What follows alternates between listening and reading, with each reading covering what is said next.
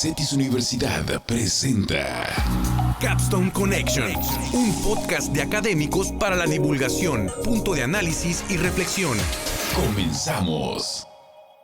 Hola, buenos días, buenas tardes, buenas noches, depende de donde nos estén escuchando. Les damos la bienvenida a un episodio más de Capstone Connection, un podcast de Cetis Universidad que es para la divulgación, el análisis, diálogo y reflexión. En esta ocasión les saluda como siempre Lorena Santana. Milena está fuera de la ciudad en actividades de investigación, así que Milena, te mandamos un abrazote. El episodio de hoy es uno que imaginé tiempo atrás, por el tema mismo, por las personas que hoy nos acompañan, por los datos relevantes tanto en la investigación como en la práctica y principalmente por contribuir a mejorar la experiencia humana. Me refiero precisamente a la música. Hoy hablaremos del poder de la música, los retos, sueños y la conexión con la comunidad. Para ello nos dimos a la tarea de invitar a personas que son referentes en el tema en esta región conocida como Cali Baja. Esta región está integrada por el estado de California en Estados Unidos y por Baja California en el noroeste de México. Somos parte sí, de un rinconcito del continente, del mundo, desde donde somos muy inquietos. Van a ver ahorita a nuestros invitados. Somos muy inquietos, muy productivos, creativos y desde donde creamos posibilidades y hacemos que las cosas sucedan a pesar de las adversidades. Puedo decir que cada una de las personas invitadas en este episodio ha hecho de su parte en este sentido y ha recorrido el camino menos transitado. Y desde ese lugar han logrado crear no solo para esta región, sino para el mundo. Entonces, con ella y ellos, en este episodio hablaremos de la importancia de la música en la experiencia humana, desde las primeras infancias hasta la vida adulta. ¿Qué significa componer música clásica, ir más allá de la expectativa y construir lazos a lo largo del mundo? La creación de programas de apreciación y práctica de la música y el canto, la importancia de los recintos de exposición y exhibición para las artes escénicas y cómo desde esos lugares se han logrado vincular con la comunidad. También hablaremos de la industria de la música, la rentabilidad, sus grandes retos, el apoyo o no de las instituciones públicas y privadas. Y bueno, como ven en este tema, la discusión pues va a ser bastante rica y de lujo. Para lograrlo, me gustaría entonces darles la bienvenida a este episodio a quienes nos hicieron un espacio en su complicadísima agenda, algo que coincidimos, hoy estamos todos en el mismo uso horario, porque después todo el mundo viaja, ¿no? Muchísimas gracias. Bueno, quiero darte la bienvenida, Cintia. Gracias por estar aquí. Directora Cintia Fuentes es directora ejecutiva de The Fort, uno de los recintos de la Filarmónica de Los Ángeles. Desde la dirección, Cintia ha destacado por la creación de programas que impulsan la participación de artistas, así como el enfoque para fortalecer y crecer la participación de la comunidad. Cintia, muchas gracias por estar aquí, por abrirnos un espacio en tu agenda. Bienvenida, Cintia. Gracias, muchas gracias por la invitación. Realmente es un honor tener la oportunidad de compartir un poquito más del trabajo que hacemos aquí en Los Ángeles. Gracias. Bueno, y también nos acompaña Mario Montenegro. Mario Montenegro es director artístico, es escritor e investigador especialista en ópera. Catedrático, entre otras actividades, es director artístico del ensamble vocal del Centro Cultural Tijuana, así como del proyecto Ópera Explícita. Mario, querido, gracias por aceptar la invitación y acompañarnos hoy. Encantadísimo, Lorena. Un gusto, primero, pues estar contigo, verte. Y segundo, pues qué bonito participar de esta charla y pues encantado de estar aquí. Muchas gracias. Gracias, Mario. Y bueno, asimismo, quiero darle la bienvenida a Andrés Martín, reconocido contrabajista, productor, profesor y compositor. Andrés ha presentado su trabajo en países como Argentina, México, Estados Unidos y en Europa. Sus composiciones son reconocidas por ser vanguardistas en su profundidad emocional y su riqueza cultural. Andrés, gracias por estar aquí, por aceptar la invitación, sorry la lata y compartir un poquito de tu experiencia. Bienvenido. No, muchas gracias por la invitación y es un verdadero regalo compartir este momento con todos ustedes y la jugosa conversación que sé que vamos a tener. Así es. Muchas gracias. Bienvenido. Finalmente, alguien de casa con una perspectiva académica, con el enfoque del análisis de la economía de la cultura y como músico desde la infancia, es un académico que entiende de esto. Nos acompaña el doctor Eduardo Durazo Watanabe, te conozco y se me andaba olvidando tu nombre. Quien, entre otras cosas, es investigador, miembro del Instituto Insignia, columnista, analista y docente investigador del Colegio de Graduados en Administración y Negocios de CETIS Universidad. Gracias, Eduardo Friend, bienvenido. No, pues digo, yo estoy aquí de casa. Si recuerdo bien, es la segunda vez que estoy en el Sí. podcast, pero bueno, el tema de la música es muy atractivo. Como no podía decir que no, obviamente. Gracias por tenerme aquí. Gracias, Eduardo. Bueno, como ven, esta conversación, y como dice Andrés, va a ser jugosa, va a ser realmente un agasajo. Y como en varios episodios atrás, quienes conducimos el podcast y a quienes invitamos, pues bueno, ahorita hacemos una primera pregunta que se va a ir contestando a lo largo del podcast. Lo van a contestar cuando ustedes quieran. Y siempre, bueno, preguntamos, ¿tú qué tomas cuando creas, ¿no? Cuando estás haciendo algo que te gusta o cuando estás en paz. Bueno, como estamos en la universidad, no consumimos alcohol, pero entonces en este caso estoy yo tomando un matcha que me gusta mucho en las mañanas y me ayuda como para estar contenta, ¿no? Entonces, bueno, ahorita cuando tengan el uso de la voz ya nos van platicando qué es lo que toman y demás. Entonces, pues sin más, empezaría yo con la primera pregunta para poder abrir esta discusión. Estas preguntas van a ser primero generales y después ya muy particulares a cada uno, ¿no? Entonces, la primera sería, bueno, ¿cómo ha influido la música en sus vidas desde sus primeras experiencias hasta el lugar en donde se encuentran hoy? ¿Quién quiera empezar? Yo puedo empezar si quieres. Adelante, Cintia. Ah, y sabes que la música para mí siempre ha sido un algo, cuento mucho esta historia de que muchas de mis experiencias fue como escuchando la música cuando estábamos limpiando nuestra casa o records que mi tía tenía que tocaba y ella tenía como su hora de danza, que era su ejercicio. En vez de ir a caminar, se ponía a bailar por una hora. Entonces ella sacaba todos sus records y los tocaba. Pero para mí fue como algo que muy formativo, porque incluso ahora yo puedo estar escuchando una estación de radio y sale una canción y no me acuerdo el nombre de la canción, pero me acuerdo el chorus o me acuerdo el ritmo y digo, esa canción, esto es lo que sigue, y siento que como para mí ha sido algo que siempre ha estado como un soundtrack, muchas personas hablamos de cómo la música está en la parte de atrás, pero bien presente, y para mí siempre eso ha sido la música, algo que siempre ha estado ahí. Y ahora tengo el privilegio de trabajar en música y es algo tan presente, pero para mí siempre ha estado ahí y ha sido parte, una manera realmente de poder expresar emociones que a veces uno como persona joven no podía expresar. Y me acuerdo que escuchaba como un álbum de Alanis Morissette y decía, eso es lo que siento.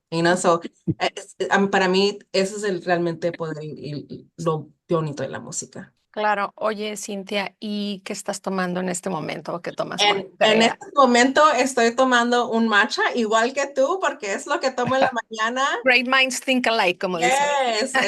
Es como antes que cualquier cosa, un matcha. Perfecto. Muy bien, gracias. Mario. Sí, pues yo soy de un pueblo muy pequeño en el norte de Durango. Es prácticamente el inicio de la Sierra Madre, ya colindando con Chihuahua. Entonces, cuando yo estaba chico, era un pueblo muy apartado.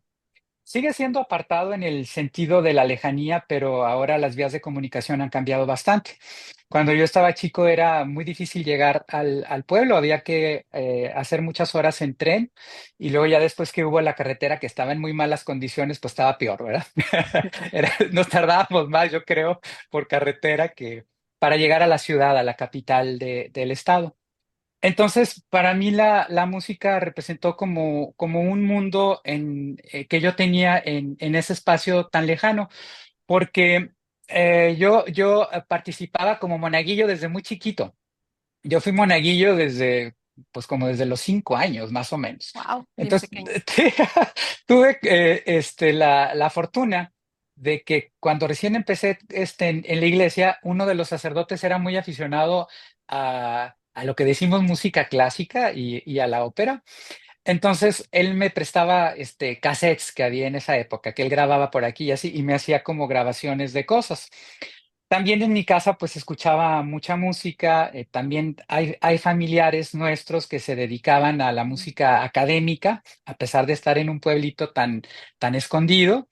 Y es un pueblo que finalmente tenía una tradición cultural importante porque era de esos pueblos antiguos, fundado prácticamente igual que la ciudad de Durango, hace 400 y pico de años.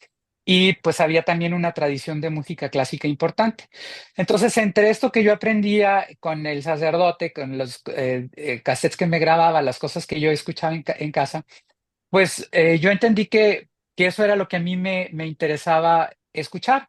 Y creo que desde entonces, pues prácticamente mi relación con la música, digamos, clásica, académica, como le queramos decir en términos así conversacionales, pues ha sido muy fuerte y muy, muy poderosa. Entonces, para mí, la ópera, desde que yo tengo uso de razón, siempre ha estado conmigo a través primero de las grabaciones, porque estábamos en ese lugar tan distante, o de la música sacra, porque eso sí se hacía mucho en las iglesias, bueno, en la iglesia de mi pueblo, que tenía un coro muy bien armado.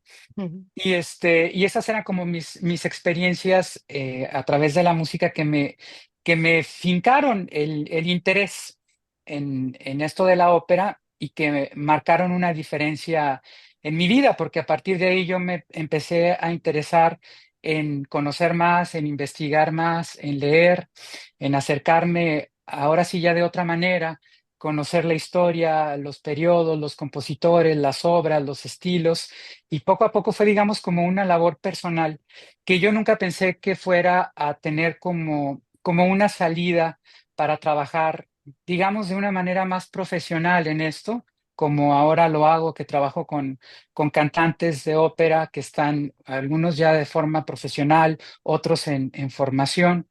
No pensé yo que fuera a tener esta cercanía con el mundo ya profesional, porque para mí era una forma de vida personal, particular. Pero de alguna manera todo esto se fue dando justo cuando yo llegué aquí a Tijuana, hace 25 años, y Tijuana ha sido el lugar en donde yo he podido dar, digamos, un poquito más de trabajo en esto. Yo empecé en mi ciudad, en Durango, a los 18 años a hacer programas de radio, Mm. en donde hablaba sobre la ópera y presentaba así grabaciones y cosas para Radio Universidad todos los jueves. A veces me mandaban comida, las señoras que oían la estación, yo creo que les daba risa que estuviera yo ahí. Bueno, empecé como a los 16, 17 años. Entonces, siempre ha sido una cosa muy activa, pero hasta que estoy aquí en Tijuana, ya he trabajado, digamos, en la docencia a partir del trabajo con los muchachos en formación, los cantantes de ópera que tenemos aquí, y también con los cantantes profesionales armando proyectos, conciertos, producciones. Y bueno, pues es algo que forma parte de mi vida desde muy chico y de una manera curiosa en un pueblo muy abandonado y muy lejos de todo. Estoy tomando café porque es lo que se me hace más fácil en las mañanas y además me gusta mucho. ¿Lo tomas con leche, negro, azúcar? No, así, normalmente tomo un espresso o dos, pero ahorita estoy tomando café americano. Ah, bueno. Muy bien. Como pueden ver, bueno, podemos decir que la música de alguna manera es parte de nuestras vivencias, la esencia, la emoción, como decía Cintia, ¿no? La música encuentra camino, o más bien las emociones encuentran camino a través de la música y también se convierten en un estilo de vida, como decía Mario. Para ti, Andrés, cuéntanos cómo ha influido la música en tu vida. Pues yo podría decirles que voy a cambiar mi respuesta. Vas. Em, la vida es todo aquello que he experimentado alrededor de la música. Em, yo creo que desde que tengo memoria, la música ha sido el 80, el 90, a veces el 100% de mi vida.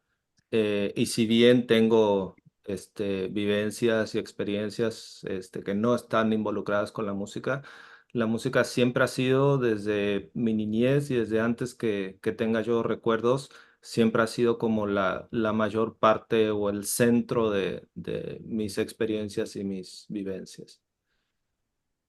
Entonces, bueno, eso es, como decías, ¿no? Como una forma distinta de verlo, en la vida misma se plasma, ¿no? O se interpreta, o se entiende, o se le da sentido, o no se entiende, pero bueno. Sí, o sea, yo nunca he podido concebir mi vida fuera de la música.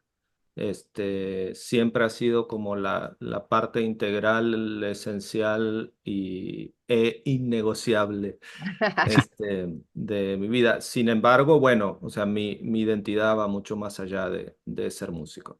Claro, sí, perfecto. ¿Y Eduardo, para ti? Pues yo la música la siento omnipresente desde que recuerdo. Mi mamá estudió en una escuela de bellas artes para pianista. Entonces en la casa siempre hubo pues un piano, hubo estos viniles de música clásica que recuerdo así de muy chiquito nos ponía pues digamos los compositores clásicos, ¿no? Y a partir de ahí pues fui un poco empapándome no solo de lo que me daban mis papás, sino eventualmente mis primeros recuerdos de secundaria, pues son haciéndome muy fan de discos de música popular, ¿no? Que pobres de mis papás, los ponía, digamos, recurrentemente todo el día. Entonces seguramente ahí, o sea, en este ir y venir, digamos, de entre la música que ellos ponían y yo, ahí siempre había un poco de tensión, probablemente, pero nada, o sea, siempre omnipresente en mi vida.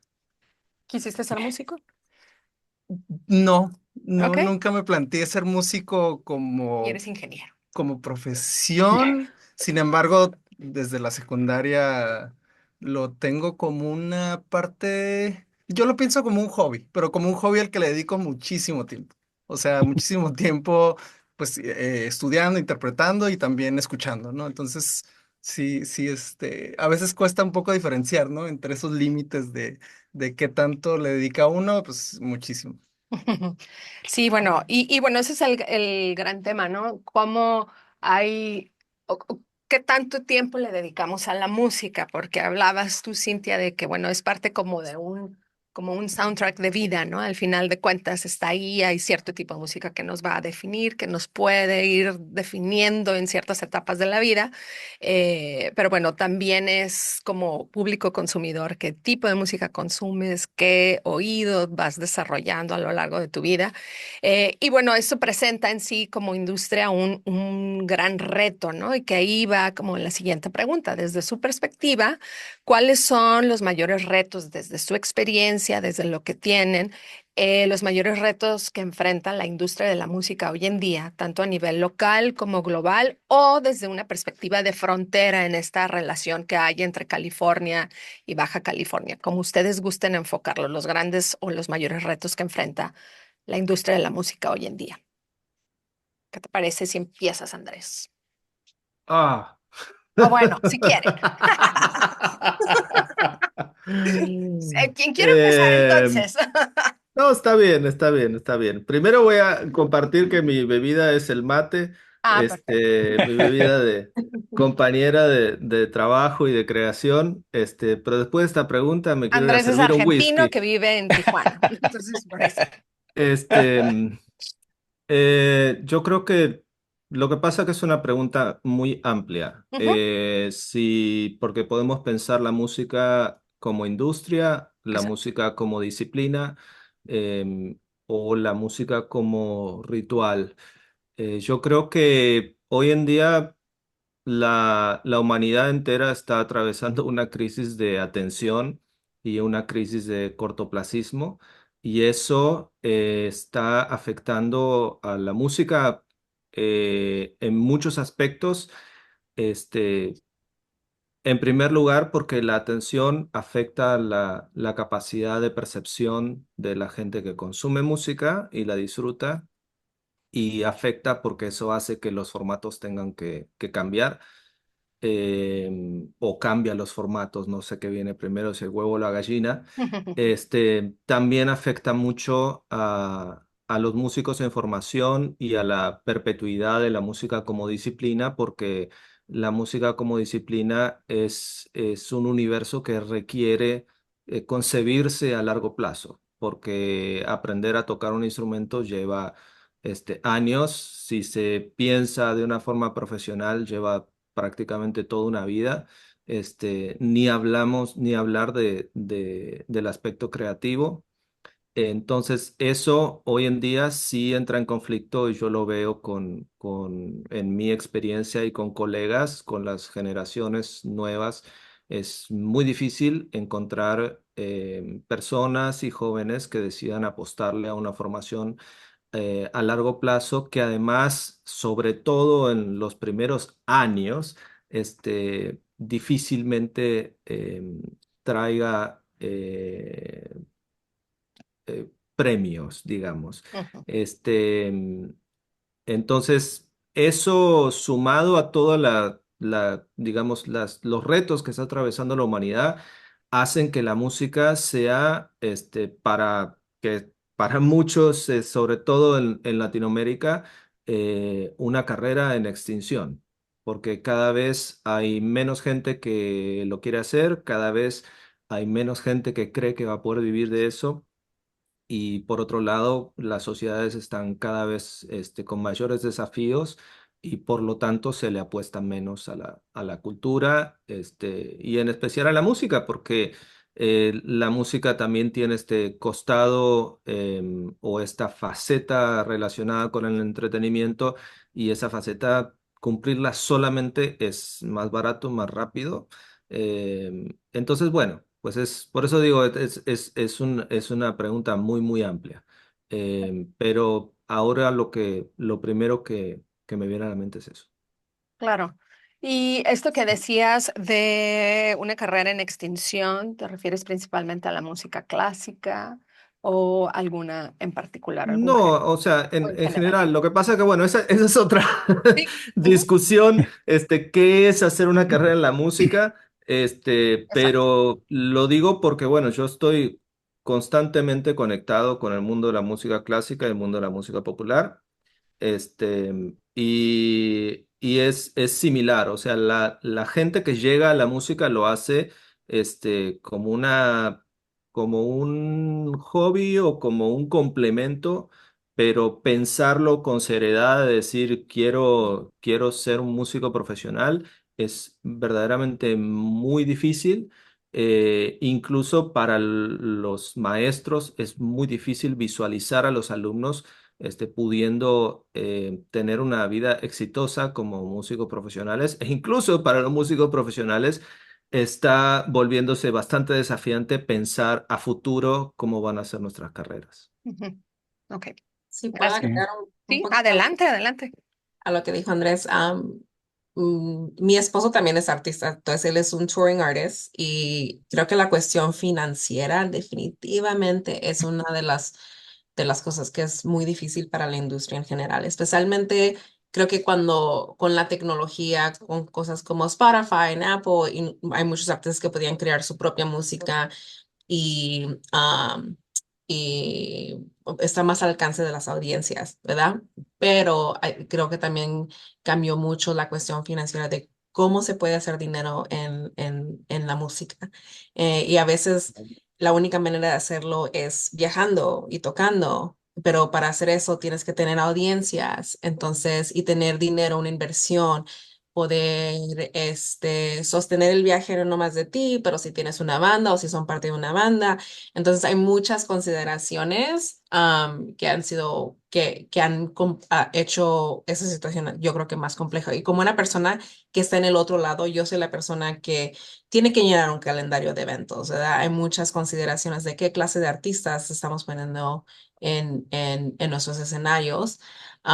Pero sí, definitivamente creo que la cuestión financiera es definitivamente algo muy difícil porque un artista a veces no nomás es un artista, es manager de marketing, es su tour manager, es persona que tienen que estar preguntándose y no sobre merch. Entonces, un artista es como 5 personas en una compañía, y muchas One veces man band, right?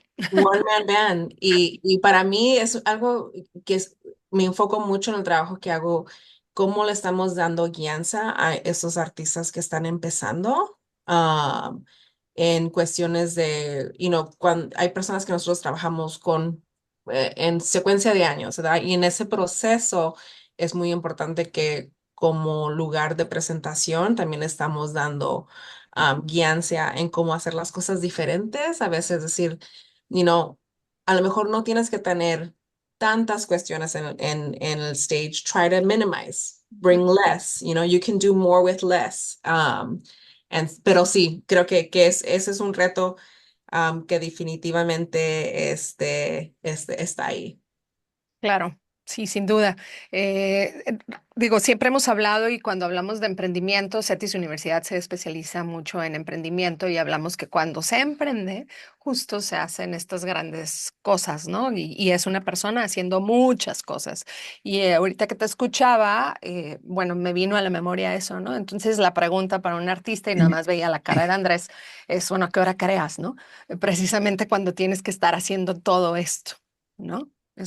Compite, digamos, esta necesidad de crear, porque es una necesidad innata, y esta necesidad de que otros te escuchen, ¿no? Al final de cuentas. Gracias, Cintia Mario. Uy, Ajá. sí, pues mm, en mi experiencia y desde la perspectiva de lo que es la ópera o la intención de hacer ópera, eh, es algo complicadísimo porque mm, la ópera demanda y exige la participación de muchas cosas que se tienen que conjuntar. Y, y es muy complicado por la parte financiera, por la parte también en como nosotros aquí en nuestro país manejamos el uso de las instituciones y manejamos los recursos y manejamos los espacios y la forma en la que la cultura está diseñada en nuestro país. Porque finalmente la ópera se vende como un producto de alta cultura o así es como la gente lo quiere entender. Y eso tiene una gran limitación en muchos sentidos.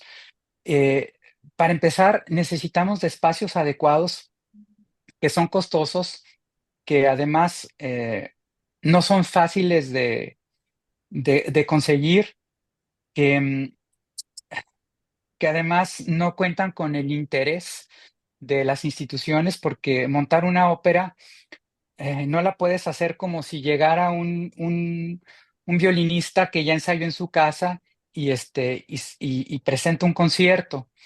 Acá necesitas el espacio para poder hacer ensayos, para poder trabajar con la escena. Y vamos, cada parte de lo que integra una ópera es un gasto, es una especialidad y es algo que va incrementando el grado de dificultad. Entonces, desde ahí, esto se convierte en un evento casi imposible.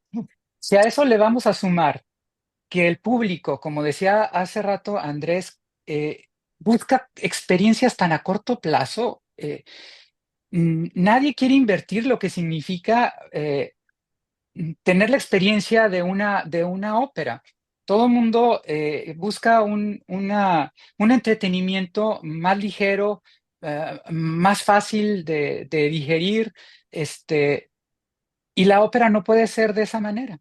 Entonces, tenemos el problema del público, tenemos el problema de las instituciones que acaparan los espacios en donde se podrían representar estas obras. Todo esto va complicando, va complicando. Entonces, tiene uno que jugársela de otra forma y estar buscando qué es lo que sí puedes hacer. Entonces, montamos muy poca ópera y montamos más conciertos, porque es más fácil montar un concierto que montar una producción. Y entonces empezamos a darle la vuelta a través del montaje del concierto.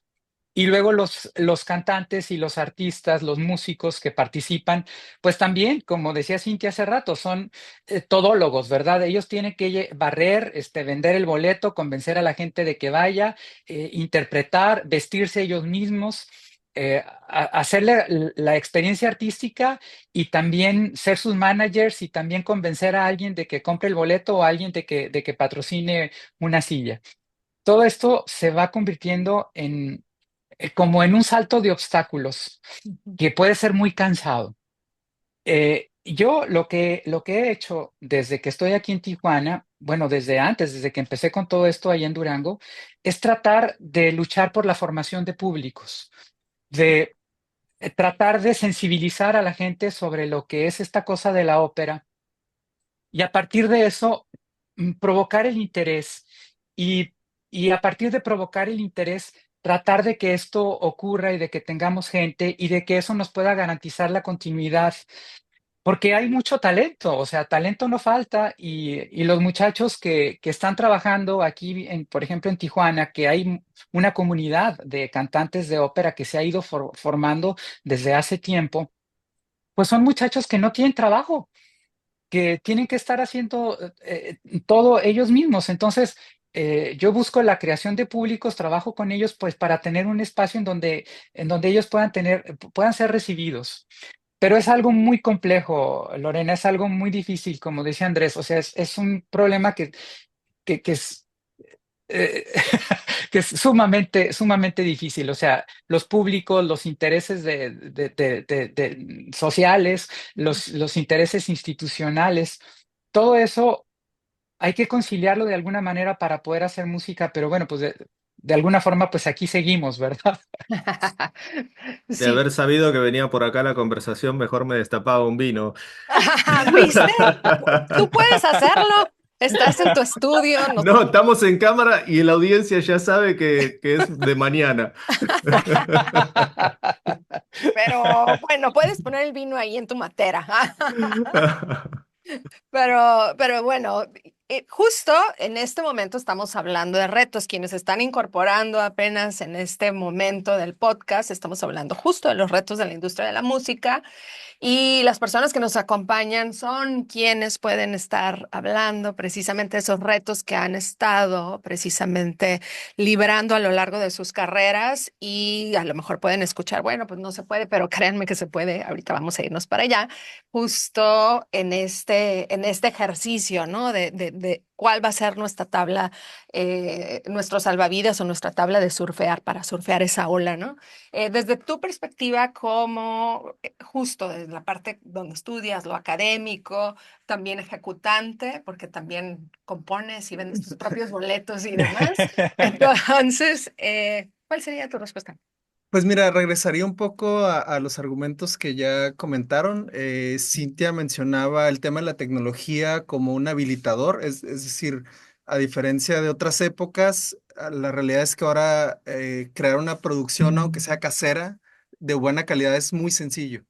Pero esto tiene otro tipo de implicaciones porque la economía digital, este mundo que está por ahí en el internet y que ahora es, digamos, también ubicuo, es decir, nos acompaña a todos lados en nuestro bolsillo, en el celular inteligente, en la computadora, en todos lados, pues también se convierte en un medio que concentra, digamos, cómo se reparte ese dinero.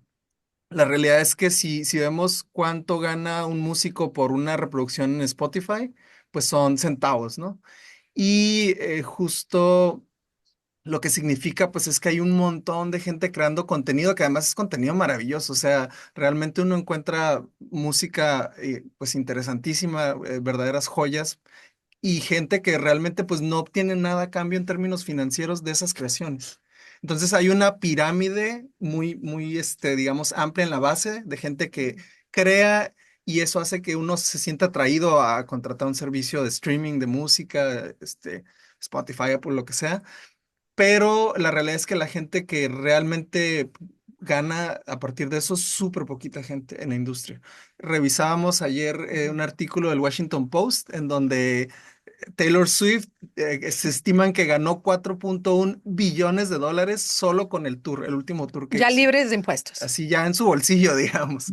Entonces, uno dice, dinero sí hay, o sea, 4.1 billones de dólares, no sé, supongo que le puede dar de comer a un montón de gente que se dedicara a esto, pero la realidad pues es que un poco la promesa de que uno, digamos, puede tener una vida alrededor de la música, pues cruza por cómo se promocionan esas figuras también, ¿no? Como un, digamos, algo a lo que uno aspira, algo aspiracional pero cuando se aterriza en la realidad, pues del día a día, digo, mi experiencia es limitada, les comentaba, yo no me dedico profesionalmente a esto, pero sí tengo cierta experiencia y justo me relacionaba con lo que decía Mario, de que nos toca hacer de todo, ¿no?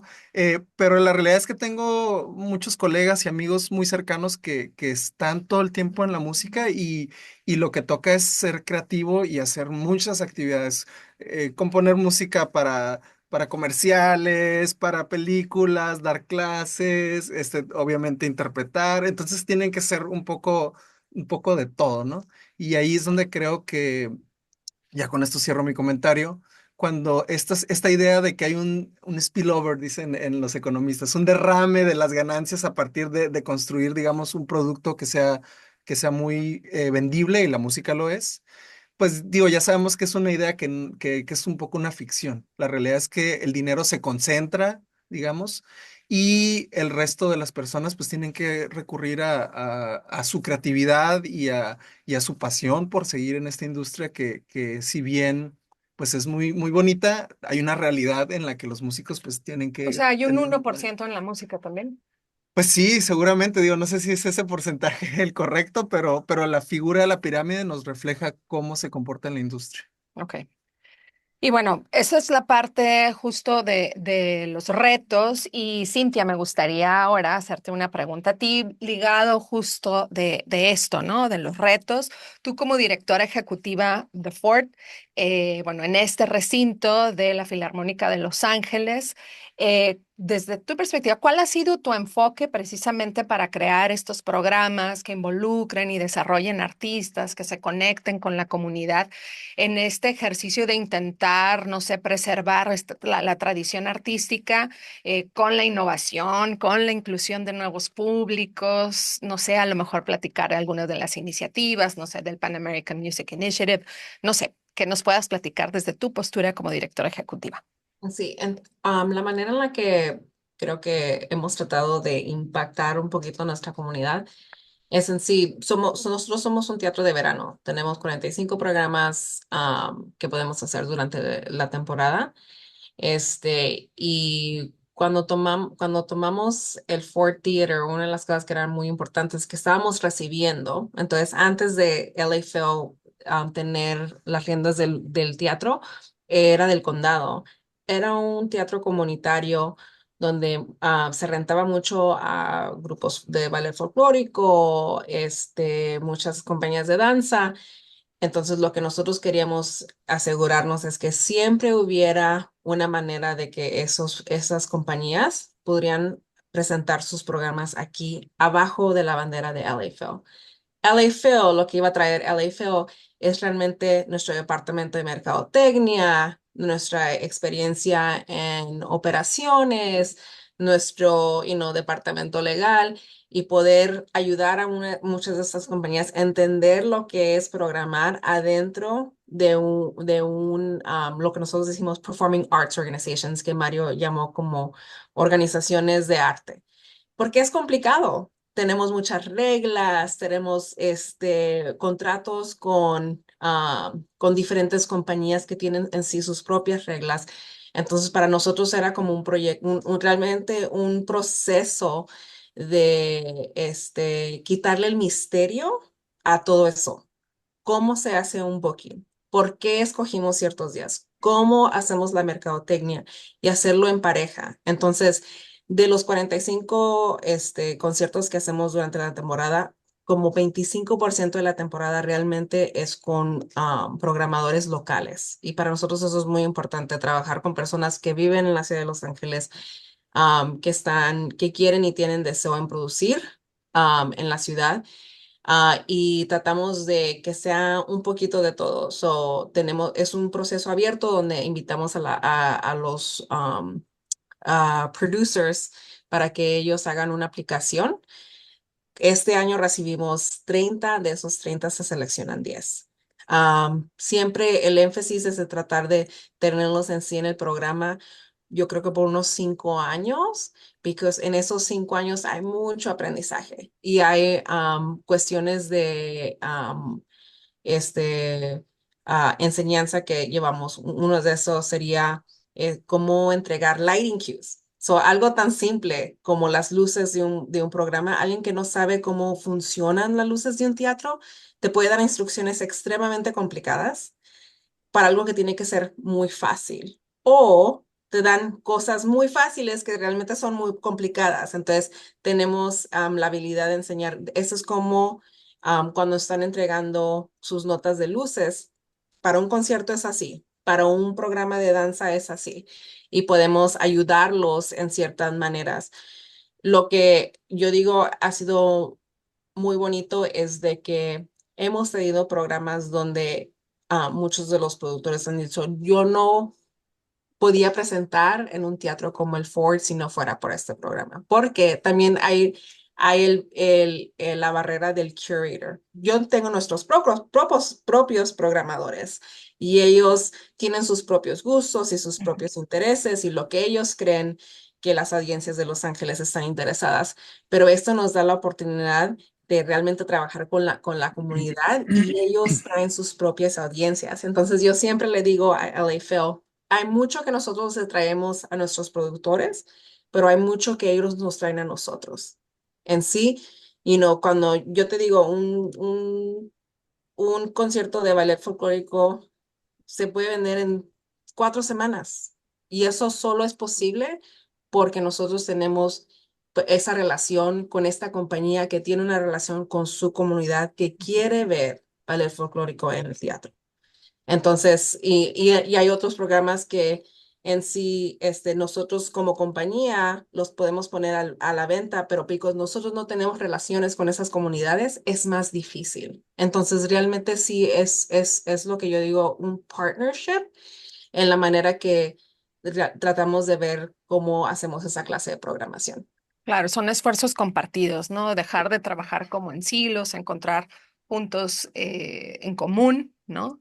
Y yo te diría que muchas veces le digo a mi equipo, es trabajo de mucho esfuerzo Ujú, de nuestros partners y de nosotros, porque para nosotros, y siempre les digo eso, para nosotros es un sábado en agosto ujú. y para ellos es su producción del año, ¿verdad? Entonces, tenemos que tratar la producción de ellos del año con toda la consideración que ellos necesitan, porque nosotros estamos pensando en el domingo, ¿verdad? O eso es sábado y nosotros ya estamos pensando en domingo en vez de dar la consideración que es necesitada, porque para ellos esto es lo más importante del mundo. Entonces, ¿cómo llegar a esa relación con ese entendimiento que para ellos esto es muy importante? Claro. Y en este ejercicio, si nos repites, bueno, hay un porcentaje de artistas que son de Los Ángeles y el resto pueden ser de otras partes del mundo. Creo también el AFL tiene como este interés por cross borders, ¿no? O sea, buscar Sí. como si nos puedes platicar un poquito de la iniciativa esta de Oh, Pan sí. American. Ajá. Definitivamente. Una de las cosas cuando Gustavo Dudamel llegó a LA Phil, que creo que yo he trabajado para la Filarmónica en Los Ángeles por 14 años. Entonces yo llegué el año que Gustavo llegó aquí a la Filarmónica. Y para él siempre ha sido muy importante la idea de que cómo estamos trabajando con artistas latinoamericanos, específicamente en la cuestión de la música clásica. Ujú. Entonces, si uno puede ver los últimos 14 años de su carrera aquí en Los Ángeles, ves muchas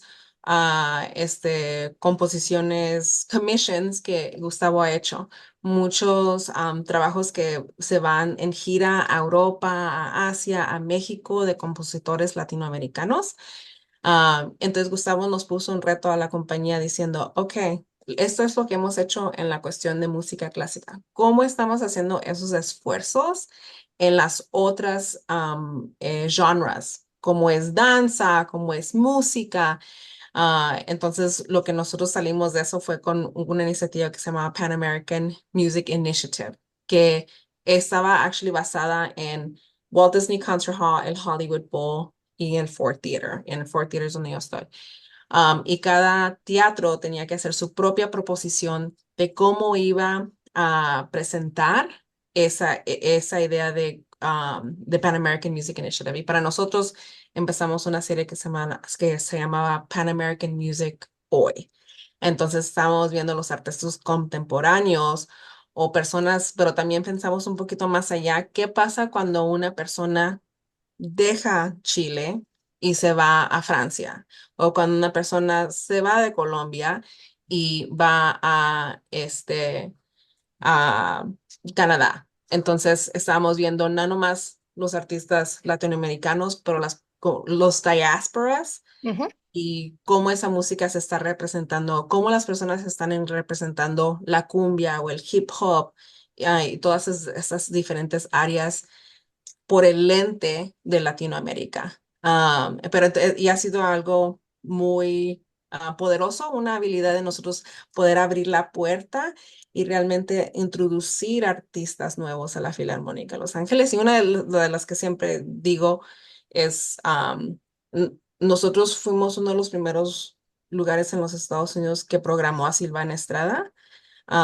Y esto fue porque nosotros sabíamos que Silvana traía un talento enorme, entonces la estábamos introduciendo no nomás a la audiencia o trayéndola para la audiencia de Los Ángeles, pero introduciéndola a la Filarmónica de Los Ángeles. De eso salió una colaboración que hicimos con Silvana Estrada con la orquesta. Entonces, esa es la habilidad y el propósito, cómo estamos trayendo artistas y después dándoles otras oportunidades que pueden existir. ujú. Claro, sin duda es buscar, ¿no? Como este aforo, buscar el foro, tener una institución tan grande que dedique esfuerzos precisamente para catapultar nuevas experiencias y unir públicos y que, bueno, ahorita voy a hacer una reflexión en torno a ello. No sé, Eduardo, si quieres hacerle una pregunta a Mario de justo las que tenemos acá en nuestro guión. Claro, creo que una de las preguntas que siempre le vienen a uno a la mente cuando hablamos de ópera o de esta música académica, como el mismo Mario lo ha comentado, es cómo evoluciona en el contexto digamos, la vida contemporánea, ¿no? Y cómo logra conectar con estas nuevas audiencias. Ya lo decía Andrés, este tema de la inmediatez, este tema de consumir rápido. Pero ahí pues supongo que habrá retos que los han pensado, Mario. ¿Nos quieres compartir un poco cuál es tu reflexión alrededor de este tema? Sí, sí, claro. Bueno, para mí ha sido como prioridad esto de la sensibilización de los públicos.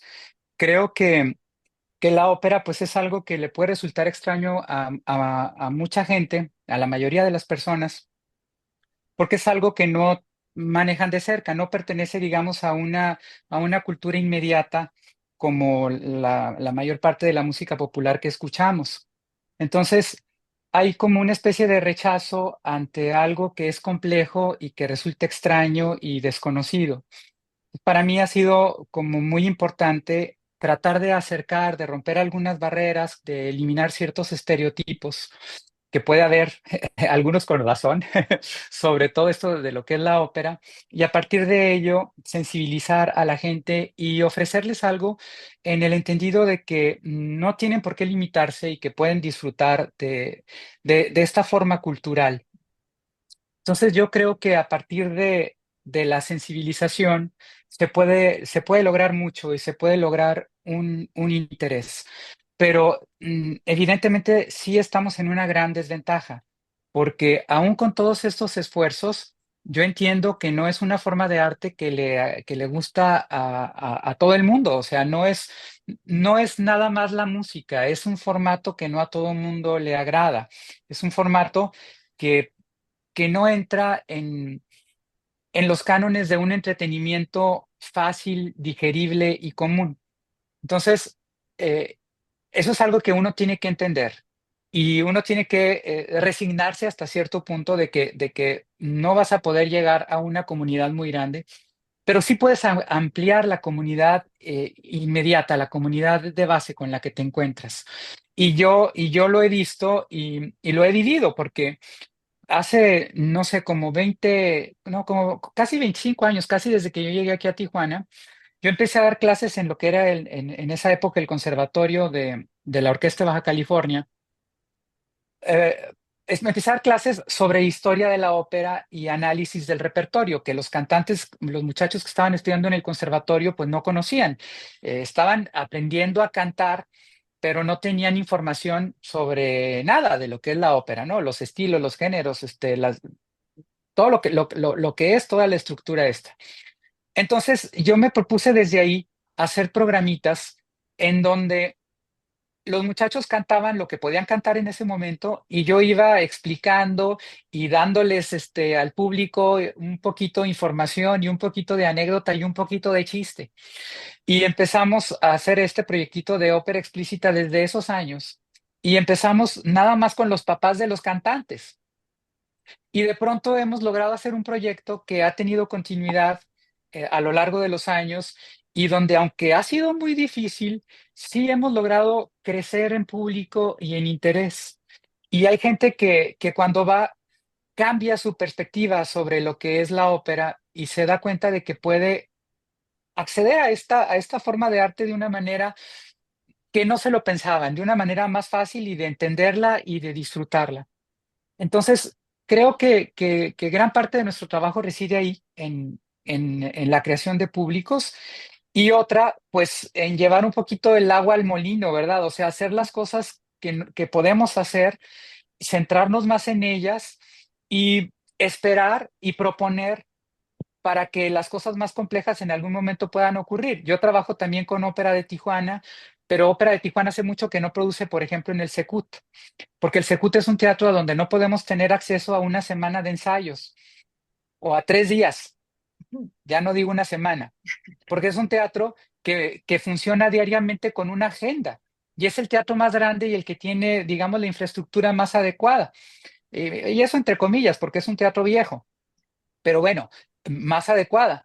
Entonces nos tenemos que ir a espacios en donde no hay eso, en donde, como en la Casa de la Cultura de aquí de Altamira, donde la infraestructura es mínima y donde es hasta muy incómodo poder hacer, no caben los músicos, no caben los artistas, no cabe una producción, pero se va uno a lo que puede y trabaja con ello. Y también un poquito esperando que los tiempos cambien, que los artistas jóvenes logren generar otra clase de infraestructura y seguimos en el empeño. Esto es algo que no se acaba. También otra cosa que yo trato de provocar cuando estamos hablando de esto de la ópera es que no estamos hablando nada más de una forma de entretenimiento como la mayor parte de la gente queremos. Nosotros buscamos a la música como una forma de entretenimiento y no toda la música y no todos los géneros que están cerca son necesariamente y por primera instancia un entretenimiento. Hay formas que te dan otras cosas, que te pueden entretener y sí te entretienen, pero que te están dando otras cosas, que te están presentando una alternativa de pensamiento, una crítica social, por ejemplo.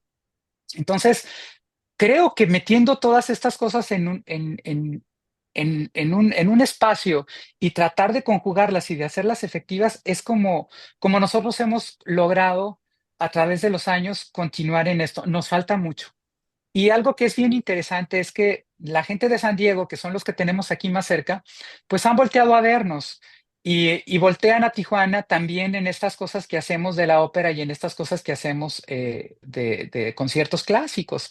Y es algo muy bonito porque estamos también generando puentes.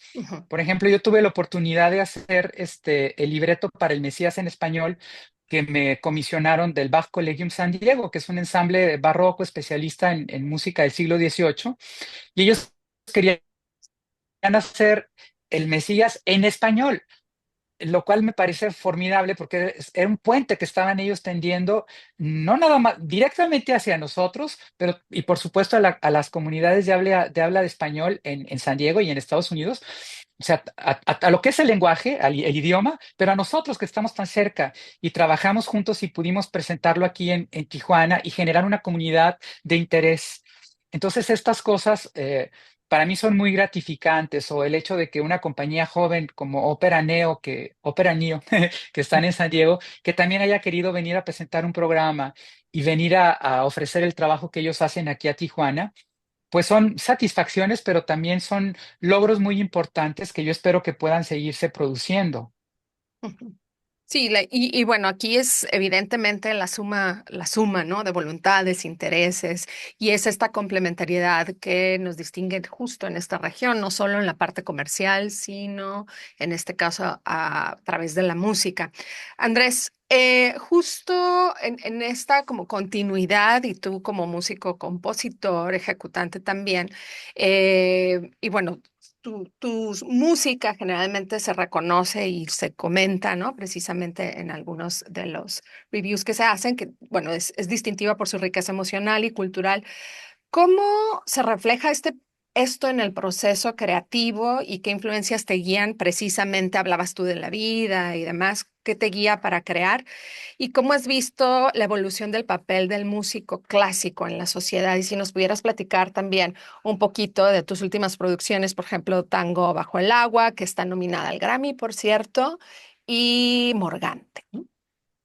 Bueno, ¿Verdad? primero que no, Tango bajo el agua no está Ah, nominado de Grammy, estuvo ya. considerado, pero no. Considerado, Eh, perfecto. Pero esto sí. es importante porque ya tiene todas las características, ¿correcto? Eh, a ver, es que creo que me preguntaste muchas cosas, pero bueno, igual voy a inventar un poco, haciéndome eco de algunas de las cosas que escuché por parte de Cintia y de Mario.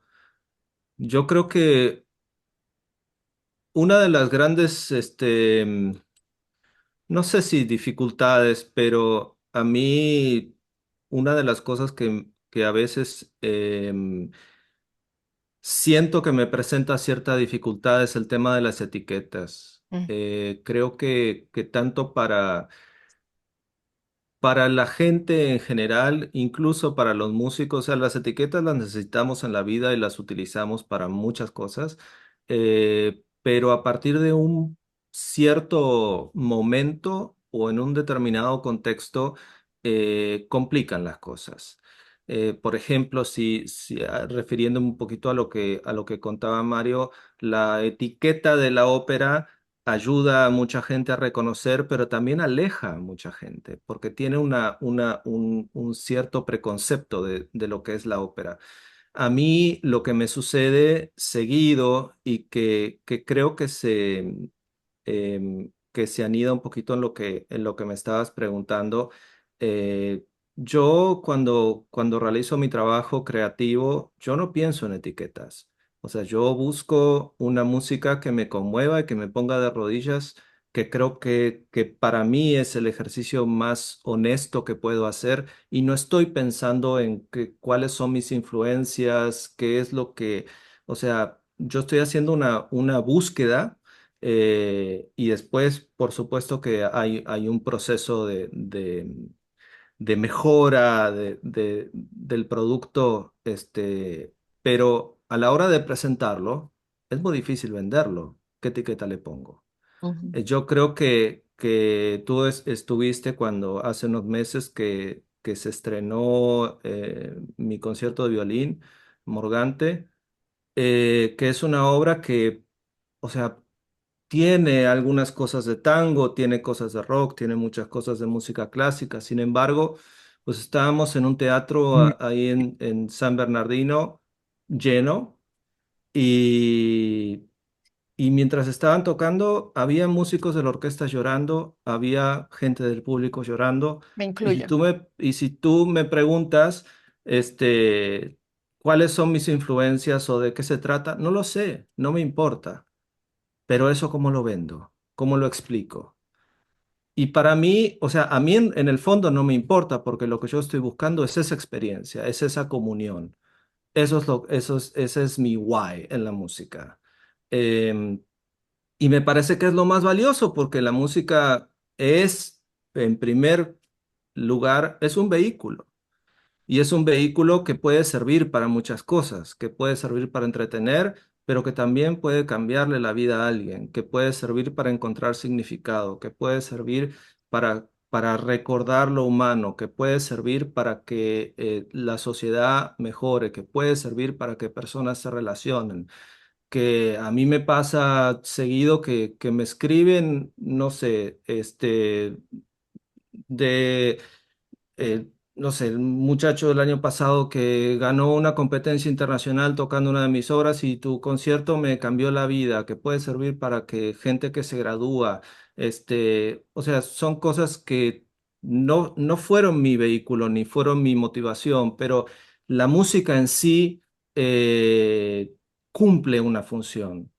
Y cada uno que la va ejerciendo o que la va experimentando se encuentra a sí mismo y crea su propio significado. Y ese para mí es el valor que tiene por sobre todas las cosas.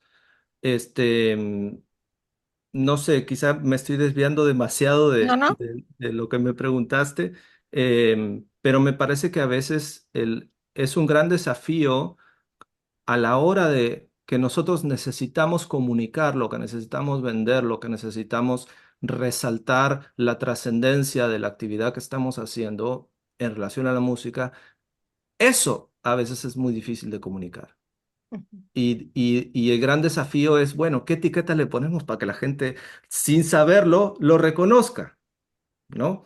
Em, pero bueno, al mismo tiempo me parece que es lo que, al menos en lo personal, a mí me sigue atrapando y me sigue, no sé, reclamando mi tiempo de vida, y mi energía. Claro. Y es lo que decía Cintia. Sí, sí, adelante, Mario. En relación a esto que dice Andrés, yo sí quisiera también eh, pues, como remarcar eso que para mí es muy importante de la honestidad en la música y de cómo la música, como dice Andrés, es un vehículo de construcción de muchas cosas, de identidad, de sueños, de pensamiento de lo humano, de solidaridad, de comunidad. Pero ese sentido de honestidad, cuando la música lo tiene, realmente creo que es algo de lo que la hace realmente valiosa y distinta. Y esto es en todos los géneros, otra vez volviendo a lo de las etiquetas, porque no toda la ópera es una música honesta. Por ejemplo, en mi caso, no todas las obras que hay y algunas de las más famosas no necesariamente fueron hechas con una intención de sacar una serie de cosas que tenían los compositores o el pensamiento y transformador, sino que algunas realmente estaban hechas directa y diseñada para entretener a un público en su momento, para llenar las entradas de un teatro, porque era un espectáculo que en esa época pues era como el cine. Entonces, así como tenemos muchas películas de relleno, Mm. que nada más buscan una cartelera fácil, pues en su momento también hubo óperas con esas características, algunas, casi todas se quedaron atrás y no pasaron a la historia y así. Pero al lado de estas, normalmente las que sí conocemos, pues es por algo que han logrado perdurar a lo largo de la historia. Tienen también un sentido muy poderoso de lo que significa ser humano. Y si a eso le sumamos el hecho de la palabra, eh, que también multiplica los sentidos y hace más explícito todas las emociones contenidas dentro de la música, una vez que a esa música se le agrega la palabra y todo cómo va y viene en contra y a favor del propio sentido de la música, puede hacer la experiencia muy rica.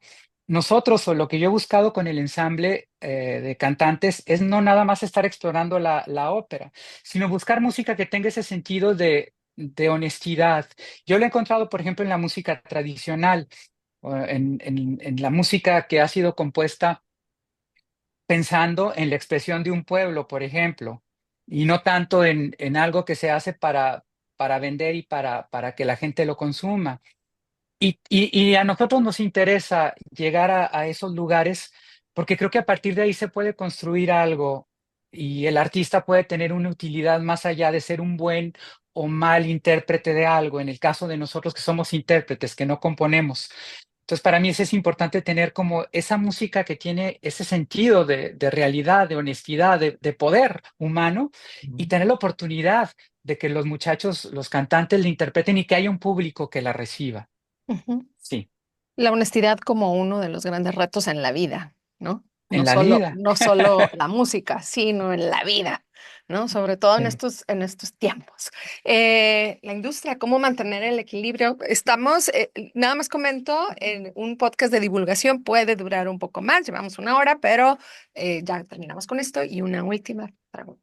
Entonces, ¿cómo lograr ese equilibrio desde tu perspectiva, los estudios que se han hecho en industrias culturales y creativas, desde la investigación, desde la academia, como analizando esto como fenómeno? Claro, es así como la pregunta del millón, ¿no? O Ah, claro. sea, es una pregunta imposible de contestar, pero lo que sí ¿Qué vas a contestar? hemos reflexionado, analizando pues un poco las condiciones y desde la perspectiva académica, es que finalmente las partes interesadas, ¿no? Ya dijimos que podemos usar anglicismos, así que voy a decir los stakeholders, es decir, todos los que participan de esta industria desde el consumo, desde la creación, desde los foros, pues tienen que tener la conciencia de que finalmente la música es un vehículo cultural, es un vehículo, digamos, que no solo es el tema financiero, digamos, el motor de esta industria, que es una industria pues realmente billonaria, ya lo veíamos con un Ujú. solo ejemplo.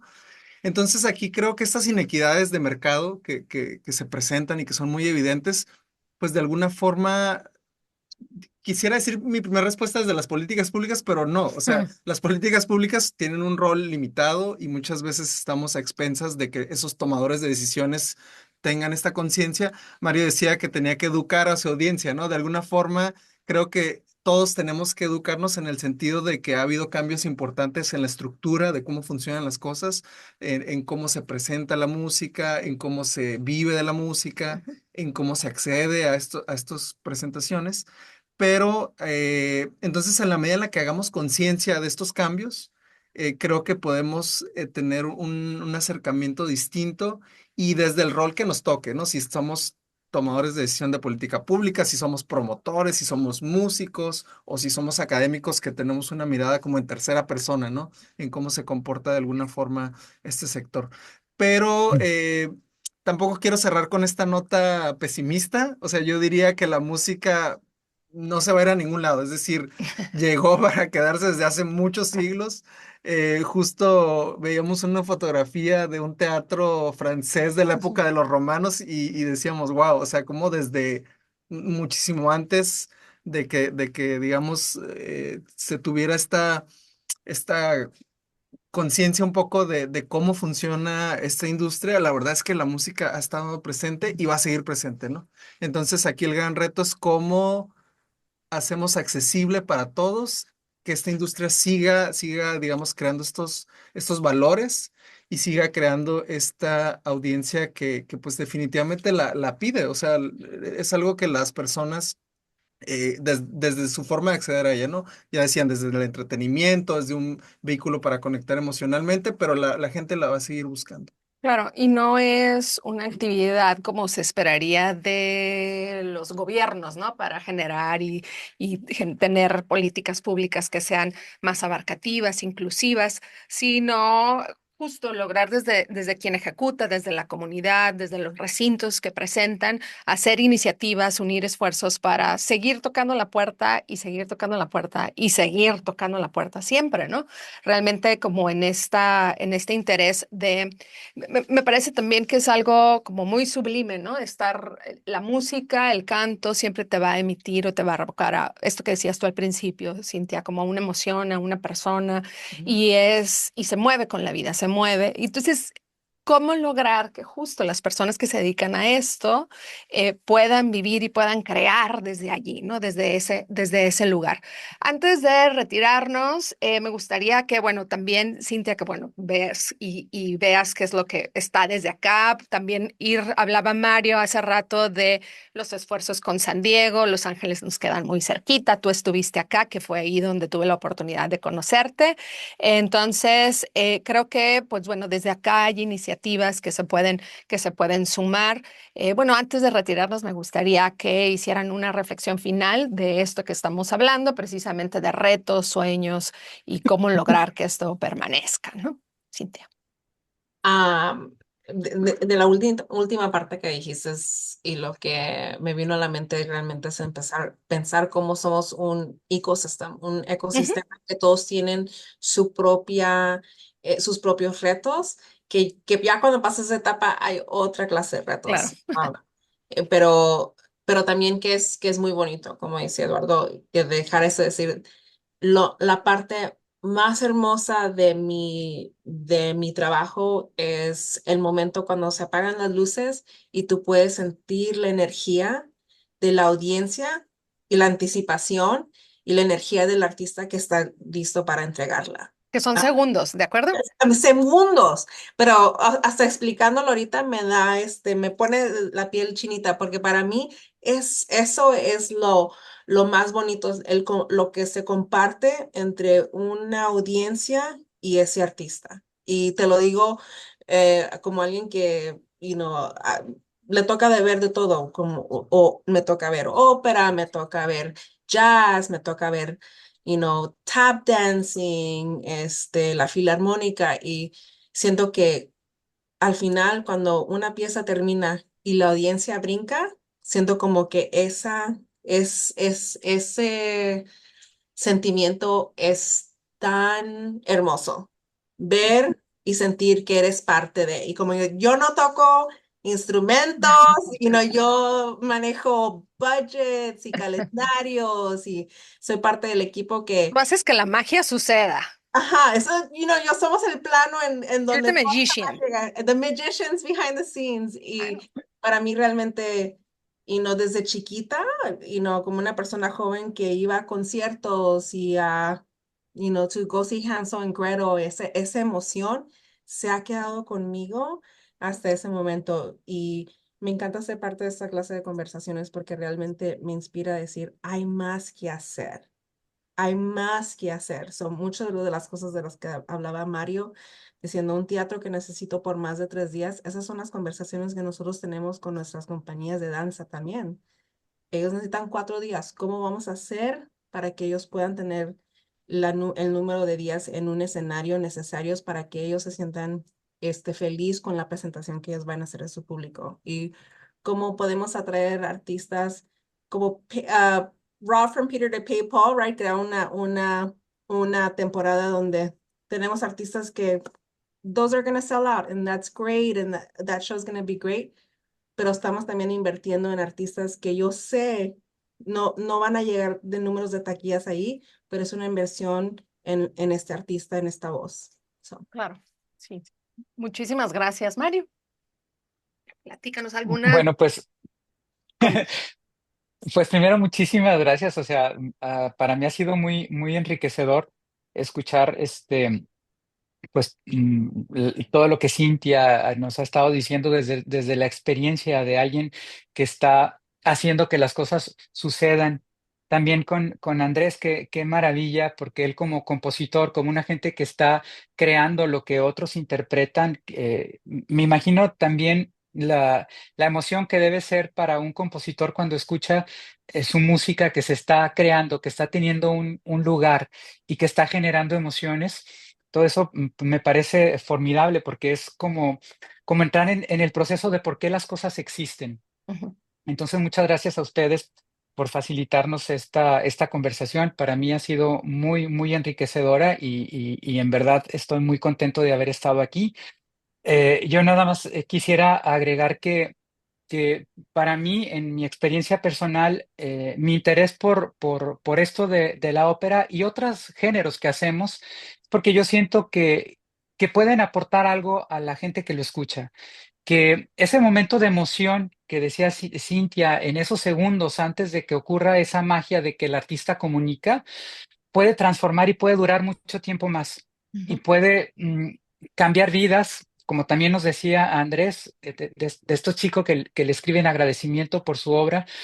Esos momentitos antes de que se entregue la experiencia de la música pueden ser determinantes para una vida. Y yo creo que eso es parte de lo que mantiene el interés y la vocación que uno desarrolla por hacer que estas cosas ocurran. Entonces, nada más con eso, pues sí me gustaría cerrar mi participación de la importancia que tiene, eh, brindar con honestidad el mejor esfuerzo para que ese momento de cambio pueda ser benéfico y pueda realmente transformar de forma positiva la vida de alguien, aunque sea así en un momento. Sí, gracias, Mario. Andrés, ¿con qué cerramos? Primero, quitar el silencio después de mi solo de tos. Este, yo primeramente quiero agradecerte, Lorena, por conjuntarnos en este espacio y por abrir el espacio para conversar, porque creo que crecemos todos.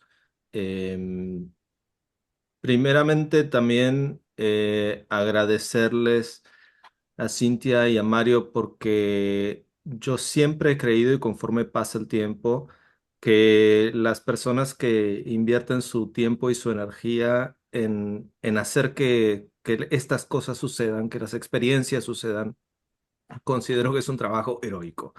En primer lugar, bueno, por todas las batallas invisibles que tienen que transitar y porque aparte también tienen que lidiar con los artistas, que no somos Qué bueno que lo fáciles. dices tú. Qué bueno que lo dices Eh, tú. pero bueno, esa es una manera de generalizar porque también yo en mucho los considero artistas. Mi reflexión es que en la actualidad yo creo que como humanidad estamos y estaremos cada vez más necesitados de experiencias personales y sociales.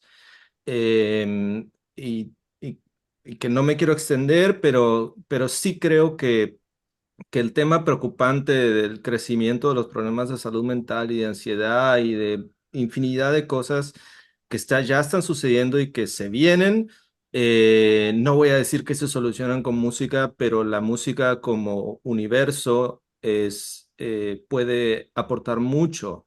Y no es curiosidad que gran parte de la industria de la música en todos sus géneros está creciendo en relación a los conciertos y las experiencias en vivo, porque una experiencia vivencial de música es transformadora, siempre, y tiene un poder que no tiene comparación con ninguna grabación y con ninguna experiencia digital. Y lo estamos corroborando, creo, todos los días los que estamos en este universo. Es curioso que hoy, más que nunca, es cada vez más difícil hacer que esto siga sucediendo y en especial porque aquellas experiencias poderosas y transformadoras normalmente vienen de la mano de expertos. Hoy en día, o sea, si Beethoven hubiese nacido hace 20 años, posiblemente estaría trabajando en un McDonald's, o buscando trabajo, buscando una oportunidad o buscando una beca. Lamentablemente vivimos en esa realidad. Entonces, por eso vuelvo a, a mi reflexión de que todos quienes hacemos y hacen un trabajo para que esto siga sucediendo, hoy en día es una labor heroica, no solamente por el desafío que representa, sino por la importancia que tiene para la comunidad y para la sociedad. Quizá la vía sea la educación, o sea, educar a nuestra sociedad y educar a nuestro público. Yo creo y estoy convencido, sí me parece súper importante que el acceso sea cada vez mayor y más fácil, pero sí creo que la gente tiene que aprender que tiene que pagar por un producto de calidad, que una experiencia cuesta, que un concierto cuesta y que vale la pena que se haga bien. O sea, si yo voy a pagar un boleto o voy a vivir o sea, más que pagar, porque creo que la posesión más importante es el tiempo. Entonces, si yo voy a invertir 1, 2, 3 horas de mi vida en una experiencia musical, quiero que me la dé una persona que lo hace maravillosamente, que ha invertido también todo su tiempo, toda su energía, todo su capital, no alguien que bajó una app hace un mes y le encontró una manera. Pero todo eso cuesta. Y cuando recién comentabas, Mario, de la satisfacción de ver cómo se sucede la música o lo que uno creó, claro, es mágico. O sea, yo estuve 2 años trabajando en esa obra y el día que se estrenó fue como, o sea, aunque yo no hice nada, para mí fue el equivalente de pararme en el escenario y contar un gran secreto, porque era algo que yo venía guardando en mi ser durante un montón de tiempo y ese día fue posible compartirlo con todos en 30 minutos.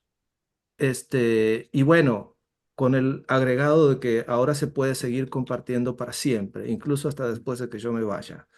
Este, Esa es la trascendencia que a mí me hace pensar que vale la pena seguir evitando ser millonario e invertir mi vida en seguir haciendo música. Em, pero bueno, nada, gracias por el espacio y por la posibilidad de compartir todo esto y crecer juntos. Muchas gracias, Andrés. Y cerramos contigo. Igual como dijeron Cintia, Mario y Andrés, gracias Lorena, creo que este es un tema muy relevante, es decir, a veces desde la academia, en las escuelas, nos centramos en temas que parecen ser, digamos, importantes, pero cuando nos vamos al fondo de las cosas, justo ayer me toca dar una clase de emprendimiento a unos chicos de doble grado, es decir, que estudian entre San Diego y aquí Baja California. Y hablábamos de cómo los procesos de toma de decisión vienen desde la parte emocional, no tanto desde entender, The guts. digamos, la información o entender las características de un producto, etcétera. Y veíamos un video que hablaba como este cerebro límbico, ¿no? Que es un cerebro que no entiende mucha información, pero que entiende las emociones. Entonces, cuando nosotros tenemos esa perspectiva, pues podemos poner en su justo lugar el tema de la música, de la cultura, de las artes, pues porque finalmente tocan esas fibras que otros aspectos de la vida humana, de la vida social, no lo tocan, ¿no? Entonces, ahí creo que gracias por ponerle esa relevancia con este episodio. Y pues nada, invítame de nuevo, por favor. El Yo colado. encantado de estar aquí contigo. Ay, no, pues muchísimas gracias. Yo pudiera decir muchas cosas, pero principalmente agradecerles por tener el valor de mejorar la experiencia humana.